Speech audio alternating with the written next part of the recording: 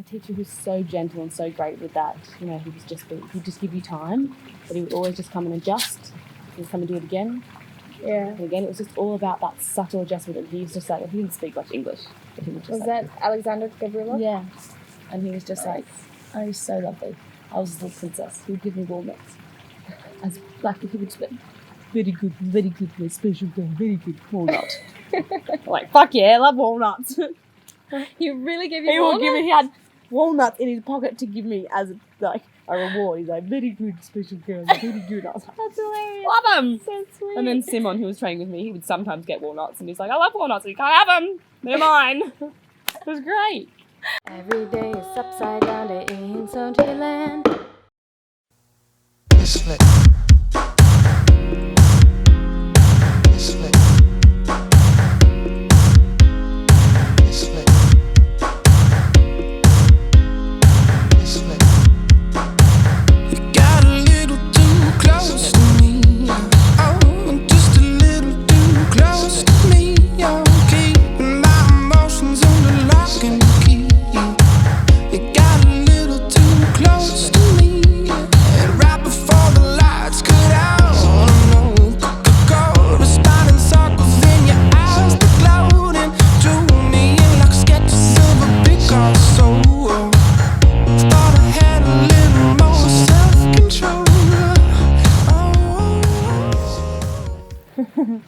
Hi and welcome to the Sonjiland show where everybody's upside down, including her, Rhiannon Cave-Walker. Oh my god, boss lady. She's like one of the best artists I've ever seen, and I've been stalking you for a long time. But maybe some other people don't know you, so could you just give us a brief overview of your story, like how you got into handbalance, and you studied at DOT, and you're in fauna in the company, and like how it all went. Who am I? Yeah, who are you? Hi, I'm Rhiannon. I started handstands. Well, I started circus when I was really young. I started circus when I was 4. Oh, wow. In Byron Bay, Australia, in this really amazing little small youth circus called Spaghetti Circus. And it was just like this amazing family, community-run youth circus that facilitated this just amazing learning space for young kids. And I was just lucky enough to grow up in the hometown where we had that. And it was more like naked cartwheels and like finding yourself and running around and climbing on things until I was about 16. And I really wanted to focus on handstands or focus on hand-to-hand as well. Like I was really small. I've always been really small. I'm still really small. And yeah, it was around 16 where I kind of wanted to focus on one thing rather than trying everything, which you kind of do in youth circus. You know, I've done a little bit of aerials, I've done a little bit of hula hoops, acrobatics, a bit of juggling, stilt walking, poise. And then 16 to 18 in the youth circus was when I really kind of started focusing on handstands and chair stacking. It was actually. Ah, okay. Yeah, which is actually like a little bit different technique to actually handstands or the handstands that I do now. But that was my progression. So I had these wooden chairs. Actually, I first started with like really tiny wooden chairs. Like it was kind of a comic act where I did it on a table. And then I had these tiny little chairs, wooden chairs, that you kind of do shoulders handstands on. And then you stack them up like on different ways. So sometimes they have little grooves in them. Yeah. And they kind of sit like this way and then do handstands on them. And because I was really little, I had a little act where I did it on tiny little chairs. And then as I got older, I did it with like a group. And then when I was 18, my youth circus, Spaghetti Circus, went over to the European Youth Circus Festival. I think that's what it was called, in London. And we were representing Australia, which is great. And so we performed over in Germany and in London. And then that was when I was 18. So I was ready to explore the world, and I'd finished school. And Europe was where I wanted to go and explore anyway because I have a European passport. Oh, you do? Because I was born in England. Oh, no way. And so I was born in England when my mum was travelling around being an awesome, cool hippie woman. My dad's actually English, my biological dad. And so, luckily enough, I have a British passport and an Australian passport. And so coming over to England when I was 18 just meant that No problem. Yeah. Great. The opportunities were kind of endless to travel or to live in places in Europe. Yeah. And then, I was 18 and I'd just turned 19, I think, when I'd auditioned for DOC, the Circus University in Sweden. And I'd only kind of heard about that through kind of friends and people that I was hanging out with, and I was kind of residing in Bristol then, in the south of England. And the school just appealed to me.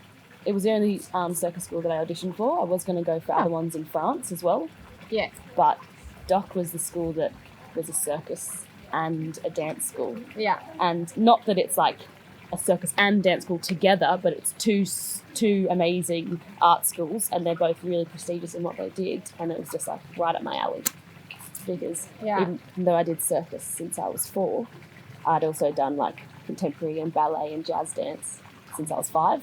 So it was kind of like I alternated, did like 3 days of circus and 2 days of dancing a week. My parents were driving me around everywhere, always. Awesome some days, childhood. Yeah, some days I would literally be running from a circus performance, getting changed in the back of the car to then go and do a dance performance. No way. My parents just like went to the end of the world. Oh my God. And they were so supportive. Yeah, so supportive, because my mum's also a dancer. My dad's a musician. So awesome. It was awesome. Wow. So how did you end up with hand balance then? Did you have to specialize in those? Yeah. Well, that was something that I'd kind of started to focus on when I first started living in England, because I didn't really have a hand-to-hand partner and I wasn't with my troupe anymore. So it was the solo discipline that I could focus on. Yeah. And I'd already been kind of training it at youth circus. So I started training myself, and I had a great group of people around me in Bristol, and great friends and really inspiring people that were also auditioning for the circus school then. Ah, cool. And so there was a couple of months there where I was just training handstands all the time. Not at a really high level, but at a consistent level where, I was confident with my 2-arm handstands, and I was kind of already merging it with movement and dance and flexibility, because my circus was called Spaghetti Circus. Like, we were all spaghetti wobbly, and that's why your body girls. looks like your legs are flopping everywhere. Yeah, so cool. And so it wasn't really until I went to DOC that I fully focused on handstands. And so it was in 2011 that I got in, which was a dream.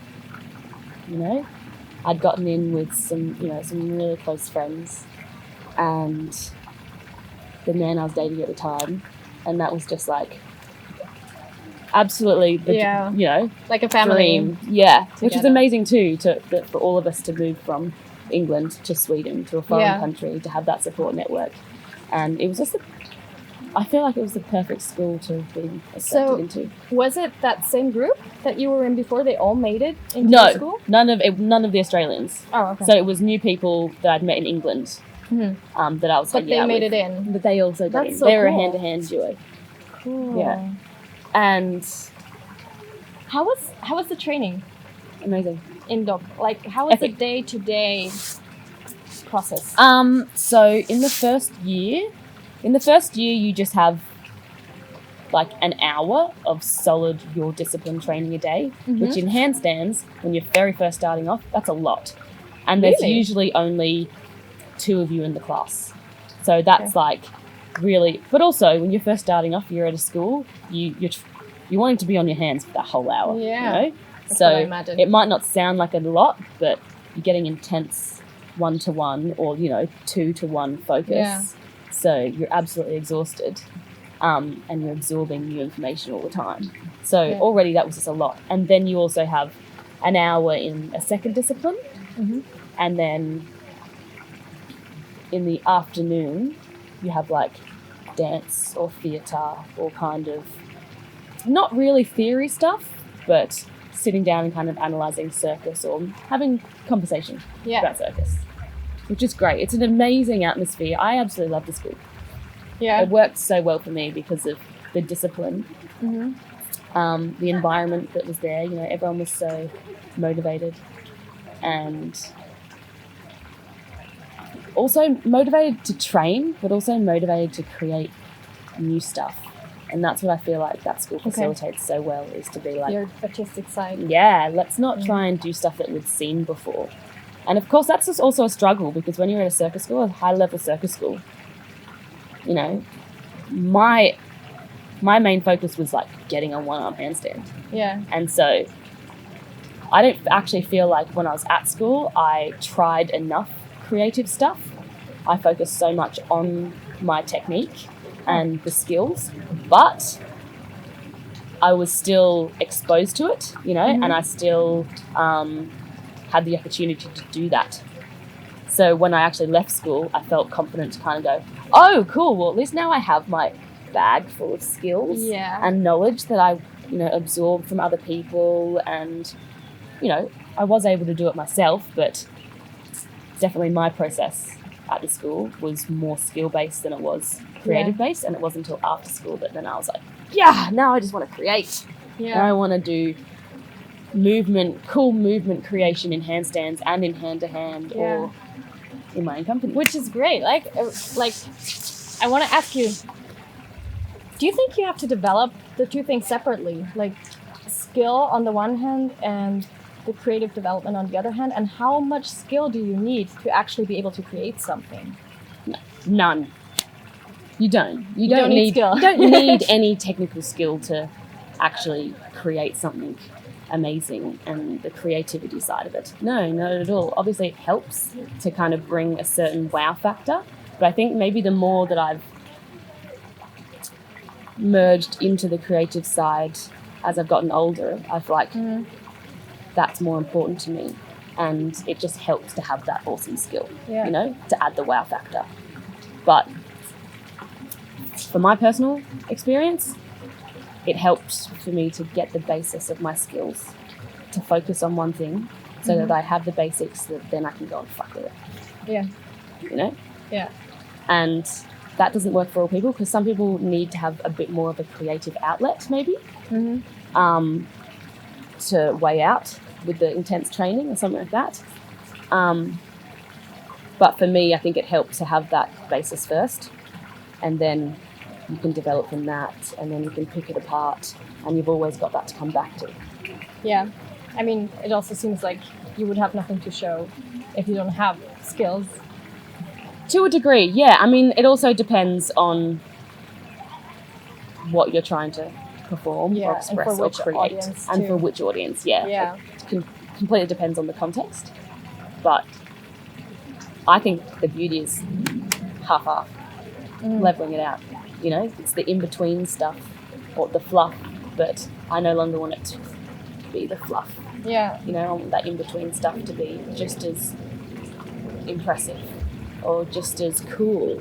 And half the time actually it takes just as long, you know, to create that, to put that intention and the time into creating the in-between stuff. Yeah. As you do with the cool tricks. Yeah, because it's about so much more than just raw skills. It's more about authenticity. Authenticity and exactly. Or what is it about? Yeah, I think. I mean, with the show that and the company that I'm in and have co-created and directed, I think that is something that we focus on and take pride on, is organic kind of an organic approach to circus skills and how you go into it and the context in which you put it in. I don't know if that makes sense, but, you know. Maybe you can take it through a process of how you actually come up with a show. How does that look like? Like if I would sit there and watch you.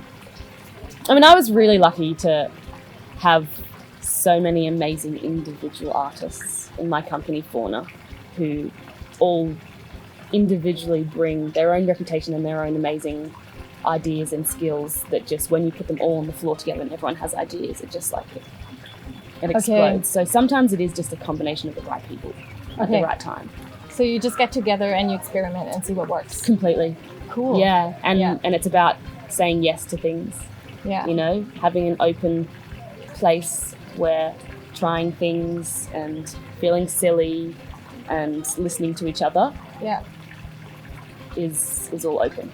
Yeah. really. Where you don't have anything holding you back. Yeah, exactly. I mean, that's going Yeah. to happen all the time. You know, you're not going to want to put something out because you think it might be silly, but because they're all my friends in the company, that was able to take away that initial kind of layer Yeah. where you don't have as many filters because it's like, oh, it doesn't really matter. Yeah. How did fauna develop? How did that start? Fauna developed. So Dan and I, my last hand-to-hand partner, we did a little show in Adelaide Fringe years and years ago when I was in Gravity Out of the Myths, the Australian circus company. And we did another little on-the-side show called Cadence with 3 musicians. So it was just Dan and I, the acrobats, and 3 musicians. And one of the musicians in it, Geordie, we'd met on the street in Edinburgh Fringe street performing, and he was also Australian. And so, long story, but we just connected with him really well. And then one year we just wanted a little side project, so we made Cadence. Okay. And that just worked really well. We just found that he was an amazing person to collaborate, and he's an insane musician. And he does like slap guitar and composes great music, and he's just a really nice human. And working with him just worked. And so a couple of years, it was about 4 years ago. It was when I was finishing off doc the second time. Because I started doc. Tell us about that. I was at the circus university for 2.5 years studying handstands. And then in the 3rd year, just before I was going to graduate, Gravity Out of the Myths asked Dan and I to join their company. Yeah. And so we dropped out of school in 2.5 years. Work. To work, which they were they were really happy for us to do, which isn't usual. But that's because they were like, we'd love you to come back at some point and finish that last 6 months. Yeah. In the next kind of 10 years, you know? But that's so great. Which was just amazing. Because in the end, that's what you're going to do. You're going to That's it. And perform. I think they only gave us that option because they kind of knew that we would. You know? We needed to have that opportunity to go and put our skills on the floor and out in the world. And then we were both kind of pretty obsessive, trainers. So we knew that we would come back and we would use that opportunity for sure. So we did. We left and we were with Gravity Out of the Myths for 2 years. And then after 2 years, it was amazing. Travelled all around the world, did so many shows and created Simple Space. And then I think it was just, always feels like that. After a little while, I like to have a change. And I wanted to create something new, really. So we used that last little 6 months. And after 2 years of that, we went back and did training. And that's when I started doing hand-to-hand. And so I graduated in the last 6 months with hand-to-hand instead of handstands. Because I'd already used the 2.5 years to learn my handstands. And I'd understood the technique. It was more just about applying it to myself now in life. Yeah. So I thought the second time I go back, learn something new. Use this opportunity to learn something new. Yeah. I know we were going to talk about fauna.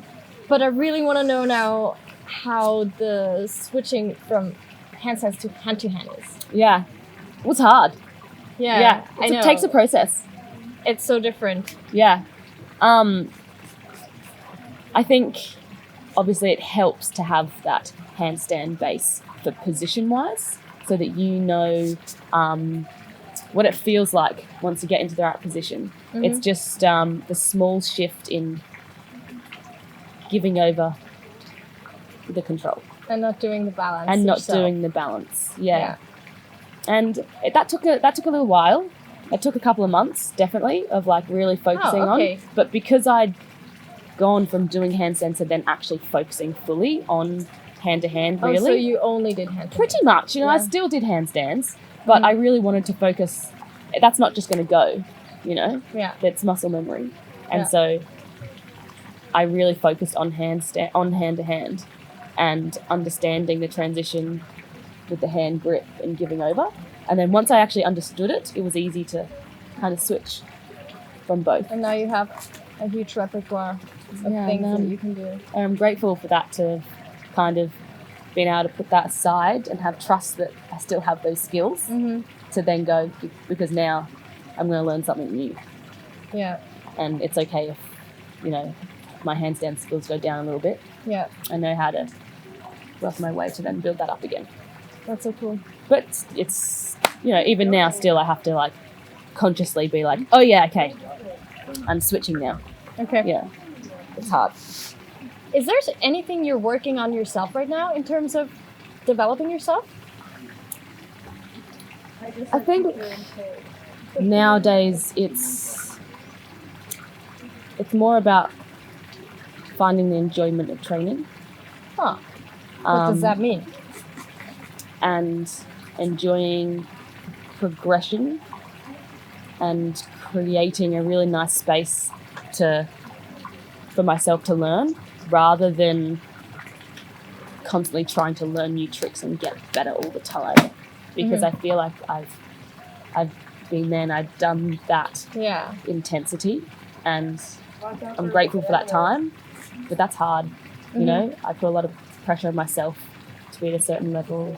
Yeah. I put a lot of pressure on myself to find perfection in line or in the way something looks or how quickly I learn something. And that's great because it definitely helped me, it pushed me. But now I think my focus in my own practice is making sure that I'm enjoying what I'm doing.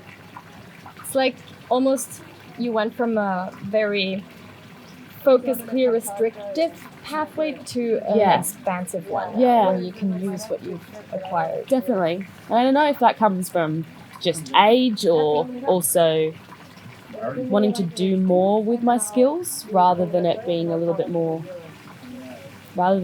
of about me and what I can do and how good I can be. I think a little bit more about, how can my skills translate into either a group situation or a nice performance or how someone else feels when they're watching it or learning what I'm doing. Yeah, that's interesting. So you obviously also teach. We're here at a retreat right now. How is that for you? And how long have you been teaching? I mean, it's not been a huge focus for me in the past, but definitely in the last couple of years, the teaching side has become a lot more fulfilling for me. Maybe that's come with that shift of not necessarily wanting to push my own training, but also really enjoying sharing what I've learnt. And I think I really enjoy finding an approach to my technique that I've learnt from my amazing teacher, Sasha, and getting a Rhiannon twist on that. Yeah. And making it accessible to others, because I actually find teaching so fulfilling. You know, like just today I had a little cry, like a happy cry, because I was like spotting and it was just like... And your chakras were so aligned. Your chakras are so aligned. And everything was just like so good, and I was like, you just understood. I'm so happy. And having that enjoyment of sharing and watching people learn and seeing them light up as well, it's just such a great feeling. And so I'd love to do more. I often only really teach at conventions sometimes or do private lessons, but it hasn't been like an ongoing thing that I've done. But I kind of like that too. Yeah. I have intensive times where I either teach at a convention or at a retreat, which I'd love to do more of. So then I can really focus and enjoy teaching, whether maybe if it was like a weekly thing, it might lose the magic. Potentially, but then not necessarily, because then you actually are really following someone and their journey. So that could be, but it's a bit hard when you're on tour or I don't have anywhere to live. Yeah. You know, and I mean, traveling. Obviously, you're a performer. Yeah. Like, and I still want to do that. Yeah. You know, and I still want to, I do love being on stage. I do love being in front of the camera. You know? And I'm not quite ready just to focus on teaching or being in one place. But at the moment, it's a really nice balance.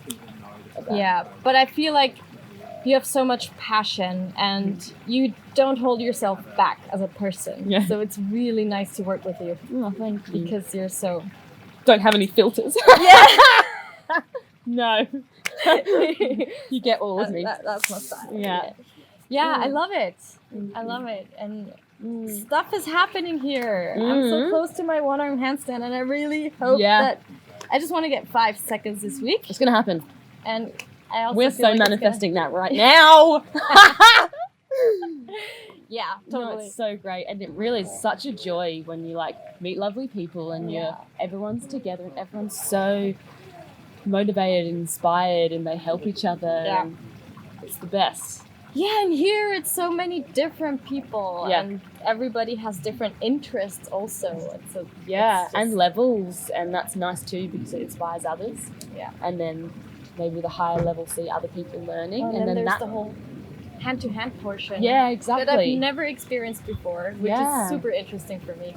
Definitely. Yeah. And it's good to kind of push that because that's a little bit more scary for hand balances. Yeah. Passing over that control. So it's great to dabble in that because that can also bring confidence in your own awareness. Yeah. And take that into your practice. Yeah. Totally. I want to ask you one last question. Mm-hmm. What kind of advice would you give to somebody who has trouble, who wants to be creative and wants to show more of their authentic self, but they're hesitant because what will people think? Or like, that's a good question. I think it really is it's just about trying things, But also a couple of things. It's about surrounding yourself with the right people so that you feel comfortable. Yeah. Baby steps, be kind on yourself. Like try and take away that judgmental voice of I'm not good enough or what if this isn't good or anything like that, because no one's going to like absolutely everything that you do regardless. So that's okay.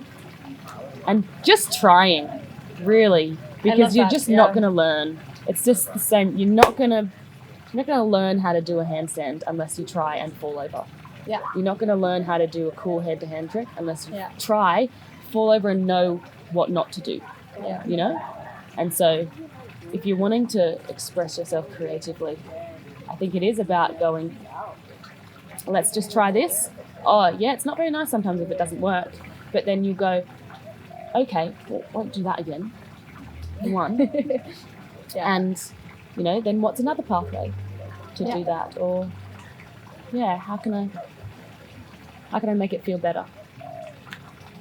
Try. And I fail. love that one. This is the best advice ever. Try. Just actually try. do the shit. Yeah, just do it. Yeah. Oh, I also love your advice for the line, shit forwards. It's great. It works. I love it when everyone just laughs at that too. And it's like, oh, you're the teacher, so everyone's probably going to laugh at you anyway. But I'm like, I feel so funny. No, you're actually funny. You're actually funny. Does everyone hear that? Yeah. Funny as fuck. Thank you so much. I'm gonna give you a hug. It was so great having you on the show. Thank you. And I'm so much looking forward to working more. Yeah. Hopefully do more today in the evening. And get that one arm. Thank you so much for watching. I forgot my last line because I'm emotional. Yeah. It's never too late to do what you love. No, that's the old one. We changed it. It's never too late to do what you love. I'll put all the relevant links down below so you can follow Rhiannon and give her a lot of love on Instagram and whatever else I post down there. And I'll be happy to see you again next Monday on the Sonji Light Show.